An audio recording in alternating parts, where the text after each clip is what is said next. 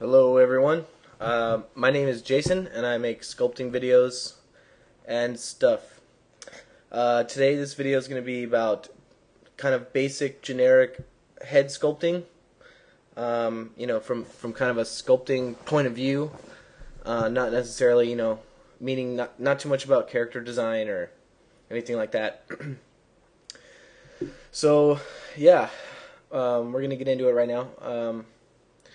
This base mesh I'm going to include, I'm going to try to put a link to it in the description so you guys can do stuff like this on your own too, and you don't have to worry about making it in a other 3D package. I just did it really quick. It's nothing special, but yeah, it works for this kind of thing. So first off, we're going to start blocking in some forms. The main part of this beginning stages is working on proportions and getting all those measurements out of the way and making sure that it follows in line with a human face. Before I started this sculpture, I put a little reference sheet together. Whew. Reference sheet. Yeah, I put a little reference sheet together. I'll link that in the description so you guys can take a look at that too if you wanted to do something like this. It's just a photo of an actor that I thought had a good base for kind of a standard Caucasian male, and some life drawing stuff from Kevin Chen, some demos that he did and posted on conceptart.org. So yeah, so as I said, these first parts are just about blocking stuff in. The way I like to start everything is to mark every feature. If I were doing a full character too, it'd be just marking everything in. It's really daunting for me to start something, and I have that trouble that a lot of people do of not knowing exactly where to start. And so I just start somewhere, and I usually start blocking out like a skull-like shape, and I do that with the clay tubes brush.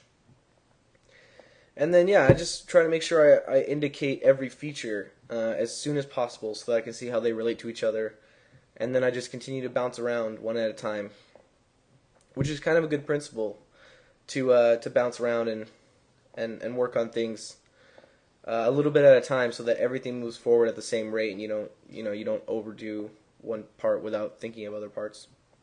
It also helps to keep it fresh and keep things moving. So, pro tip of the day.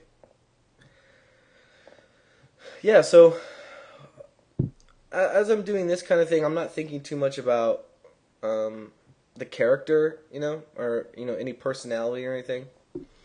I'm really just thinking about proportions and measuring things out and stuff like that.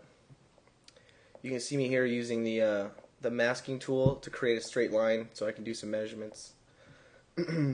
Most of this stuff is covered in that reference sheet that you can get in the description, but just to talk about what I'm thinking of right now, what you saw me doing there is I'm measuring from the top of the ear to the brow and from the bottom of the ear to the bottom of the nose and trying to section out into thirds my face so that just so that the proportions are in line as soon as possible. This is really the hardest part, I think. Not necessarily because it's technically difficult, but because the time that you put in here is going to greatly impact the sculpting later. The decisions you make here are going to make your life a living hell later if you don't spend the time doing it or make things a lot easier. So I just switched the material here. I like using that default red wax that's on Zbrush when you open it up.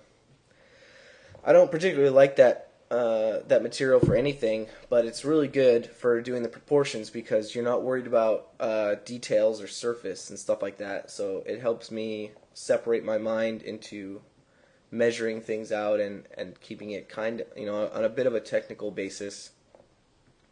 And then when I switch to this fast shader. All these shaders, by the way, are already in Zbrush. I switched to this fast shader because it takes advantage of the real-time lighting. So yeah, I should touch on this. It just skipped, and it kind of looks big, but don't worry about it. My recording software crashed, and I picked it up. In real-world time, it was about 10 minutes. So it's nothing huge. It looks like it's a big change, but it's not. And the stuff that you see me doing here is what I was doing to get this. I'm just carving out those indications that I made earlier. I'm just flushing out more and more, and the biggest thing that I did is had the lips come out. Other than that, it's just going over the lines that I made and starting to crisp up and starting to.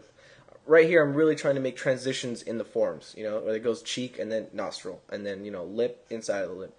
The eye stops at the bottom of the eyelid, and then at the top, I'm trying to get the eyelid to go into the forehead. So yeah, I'm really sorry about that. But anyways, yeah, I'm using this fast shader so I can take advantage of the light. Up at the light pane, you can move the light around and change the some lighting attributes. And that's just something I like to do when I'm working out forms and stuff, which is what this is about right now, is trying to make forms read and getting those transitions that I just talked about. And yeah, so I usually just put the light above the head, and you could even make the shadows darker or something. I just like the light to cast downward so that shadows are underneath everything. And thinking about your light and your shadows is something that's always important, and you should be doing constantly, Even though we're in 3D right now, our light is static. It's not moving around or doing anything. And so those shadows are going to be constantly in the same place. So moving your light around is really going to keep things fresh. And sculpting to your shadows and keeping in mind the shapes of your shadows is something that's really going to help the thing read. So yeah, it's kind of coming along now. This is a good stage. I mean, in terms of what I'm doing, after I mark in some stuff and like we were talking about crisping things up, like the edges and where the two forms would meet, I also start using the flattened brush around now to really start to get like sharp edges. Things like the brow and the nose, you can see, even the top of the chin, we're still not doing something that would be really, really organic. We're not worried about the forms being really soft right now. We're still trying to find all of the points of the face, anatomy-wise and structure-wise, and make sure that they're clear and that the forms are going in the right directions, You can see now, like, the cheek is a little smoother now, but originally, I used a flattened brush on the front face, the front plane of the cheek, and then the side plane, so there'd really be a corner there, and then I kind of smooth it out and jump back and forth. Yeah, I mean, this is a point where I'm getting kind of happy with the proportions, and at least right now as I'm sculpting this, I'm feeling like, oh, it's a dude. I'm starting to relax. Like I said, the proportions are the most technical or hardest part for me, I guess, because it's less creative in a way, especially when you're doing a human. There's strict rules to go by, or it just won't look right. But once you get those structures there and in place and you feel like it's working out, which at this point I kind of do, that's when you get to really start playing around with cooler stuff and more character-driven things. Not that I'm necessarily trying to make this person a character. I mean, I guess I am, and if you were to say what character it would be, it's going to be a generic Caucasian male, but I'm not thinking too much about who this person is either right now. I'm just trying to make it look natural, and just tweaking stuff. It's kind of cerebral. It's hard to really put into words, but it's going to be really personal. When any head that I make or any head that anybody sculpts or makes, draws, or anything, they're going to keep going until they're happy with it. And I don't really know what it is that makes me happy with something, but this is the stage that I'm thinking about that. What jumps out at me and what feels good and what doesn't feel good.